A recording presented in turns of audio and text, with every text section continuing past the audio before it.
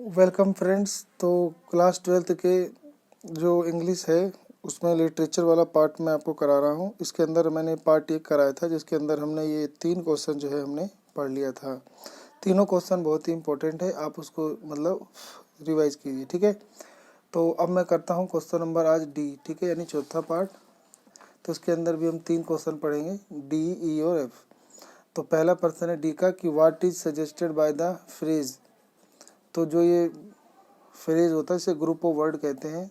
तो कह रहा है कि ये massive weight of uncle wedding band, कि अंकल के शादी का जो भारी बोझ का बंधन, इसके बारे में, यानी ये जो मुहावरा जैसा कहा गया है या फ्रेज मतलब पंक्तियाँ कहा गया है, तो इसके अंदर क्या सजेस्ट यानी क्या हमें सलाह दिया गया या क्या हमें बताया गया था, उसके बारे में आपको एक्सप्लेन करना है। ये आपका चैप्टर था आंट जेनिफर का टाइगर। तो आंट जेनिफर के टाइगर से आपका एक क्वेश्चन है कि massive weight of uncle wedding band, कि अंकल के शादी का जो भारी बोझ का बंधन है, इसके बारे में आपको मतलब बताना है कि ये फ्रेज क्या दर्शाता है, ठीक है। तो उत्तर पढ़ते हैं। तो ये लिखा है the massive weight of uncle wedding, जो भारी बोझ है अंकल के विवाह के बंधन का, रेफर टू द, ये रेफर करता है, नहीं ये बताता है, दर्शाता है या दिखाता है, to the oppressed life aunt Jennifer undergoes, कि जो आंट जेनिफर का जो जीवन है वो कितना ज़्यादा ओप्रेस यानी कितना ज़्यादा पीड़ित है, प्रताड़ित है और दबा हुआ है, और अंडरगोज यानी वो सहन कर रहा है। तो आंट जेनिफर का जो जीवन है वो कितना पीड़ित है और वो कितना ज़्यादा सहन कर रहा है। अंकल के शादी करने के बाद उनके ऊपर इसका बहुत भारी बोझ पड़ गया था। द मैरिज, जो विवाह है, सबमर्ज लिखा है, सूमर सब सूमर सर। तो सब सूमर मतलब होता है कि उनका जो शादी था उनके ऊपर सब सूमर्स पड़ रहा था, यानी सर सूमर्स हर आइडेंटिटी, वो उसके सर सूमर्स मतलब होता है मतलब अनुभव करना, या उनके जो शादी था बहुत ज़्यादा सहन कर रहा था हर आइडेंटिटी, वो अपने पहचान को बहुत सहन कर रही थी। एज एन इंडिपेंडेंट वुमेन, एक निर्भर, इंडिपेंडेंट होता है स्वतंत्र महिला, ठीक है। तो एक उनकी पहचान जो थी वो स्वतंत्र महिला जैसी नहीं रह गई थी। And she is reduced to the constant role playing of a dutiful wife. She is reduced, तो वो बहुत ज़्यादा मतलब कमज़ोर पड़ गई थी। टू कॉन्स्टेंट माने निरंतर, role play of dutiful wife, तो ड्यूटीफुल वाइफ मतलब एक कर्तव्यनिष्ठ पत्नी का रोल निभाते निभाते वो बहुत ही ज़्यादा लगातार निरंतर कमज़ोर होती जा रही थी और प्रताड़ित होती जा रही थी, ठीक है। तो ये मीनिंग था इस फ्रेज का, जो फ्रेज था आपका massive weight of uncle wedding band. तो अंकल के वो को शादी का जो बोझ था वो आंटी के ऊपर बहुत ज़्यादा पड़ा हुआ था।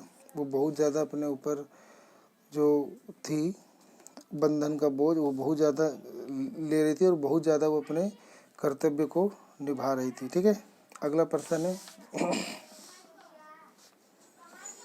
How did Douglas remove his residual doubts about his fear of water, कि किस प्रकार से जो राइटर थे डगलस, तो डगलस ने किस प्रकार से जो पानी का डर था उसको उस पर काबू पाया, ठीक है। तो उस पर उन्होंने काबू पाया या उसको पानी के डर को उन्होंने भगाया। तो कैसे उन्होंने अपने डर को, जो पानी में वो डूब गए थे बचपन में, तो उसके ऊपर काबू कैसे पाया, ठीक है।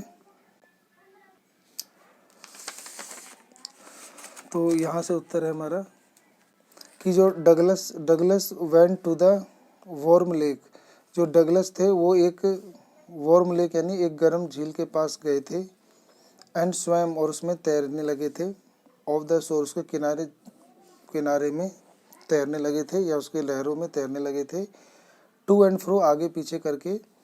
जस्ट एज डो, जैसे कि कोई एक डो माने एक आटा साना जाता है, और कॉर्पोरन यूज टू डू, आटा सानने के लिए जैसे कॉर्पोरन यानी एक कॉर्पोरल मन एक मशीन का प्रयोग किया जाता है, तो वैसे ही वो गए हुए थे गर्म झील में तैरने किनारे किनारे। When he was able to do this, जब वो ऐसा करने के योग्य हुए थे, तो ही shouted with joy, तो ऐसा करने के बाद वो बहुत ज़्यादा खुश हुए। And Gilbert Peak return the echo, और उनकी जो विरोधाभास, मतलब गिलबर्ट होता है विरोधाभास, जो विरोधाभास का जो शिखर था उस पे उनकी गूंज जो थी वो लौट आई थी, यानी उन्होंने डर पे काबू पा लिया था। एंड ही हैड कॉन्क्वायर, उन्होंने जीत प्राप्त कर ली थी। हिज फियर ऑफ वाटर, और पानी के डर की जीत उन्होंने प्राप्त कर ली थी। तो ये इसका उत्तर हुआ। यानी इन्होंने ये जो एक झील थी इसको पार करके जो इनकी बहुत दिनों से इच्छा थी, वो इन्होंने वो झील जो है अपने बलबूते पार की थी, कई घंटे तैरकर बिना किसी सहायता के।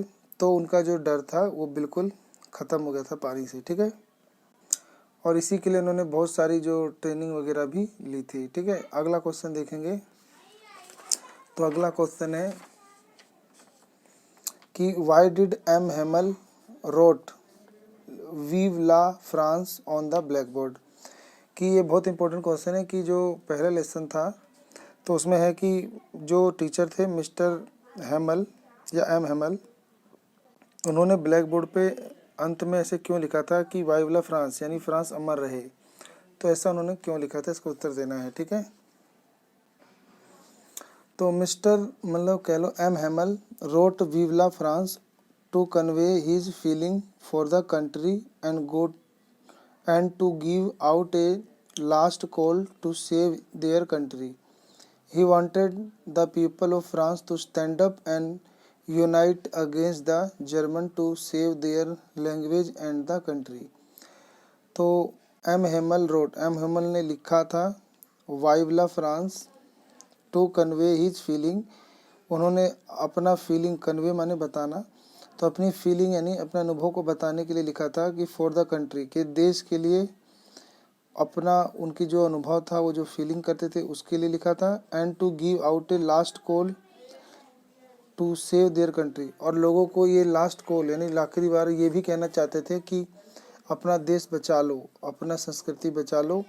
And he wanted the people, वो चाहते थे कि जो लोग थे फ्रांस के, टू स्टैंड अप, कि वो अब खड़े हों। एंड यूनिट माने उनमें एकता आए, अगेंस्ट द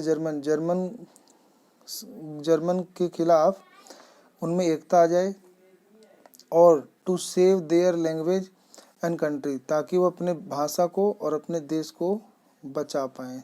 तो अपने देश को जर्मन के हाथों से बचा पाएँ, अपने लैंग्वेज को बचा, अपने जो फ्रेंच लैंग्वेज है उसको बचा पाएँ, और इस चीज़ के लिए कि लोगों में एकता आ जाए। तो उन्होंने अंत में जो क्लास छोड़ के उन्हें स्कूल छोड़ के जाना था, और जो अपनी आखिरी मीटिंग कर रहे थे, तो उसमें उन्होंने आखिरी में लोगों से कुछ कहने की बजाय उन्होंने चौक से ब्लैक बोर्ड पर ये लिख दिया था कि फ्रांस अमर रहे। इसका मीनिंग था कि वो लोगों को कहना चाहते हैं कि अब समय आ गया है कि अब लोग जो हैं वो इकट्ठा हों और अपने देश के लिए, अपने भाषा के लिए, अपने भविष्य के लिए वो लड़ें, ठीक है, अपनी संस्कृति ना खोएं। मिलते हैं पार्ट 3 में, और उसके अंदर हम और आगे जो इम्पोर्टेंट क्वेश्चन है उसको सीखेंगे, ठीक है। तो मिलते हैं अगली वीडियो में। आप सबका अपना कीमती समय देने के लिए धन्यवाद, ठीक है।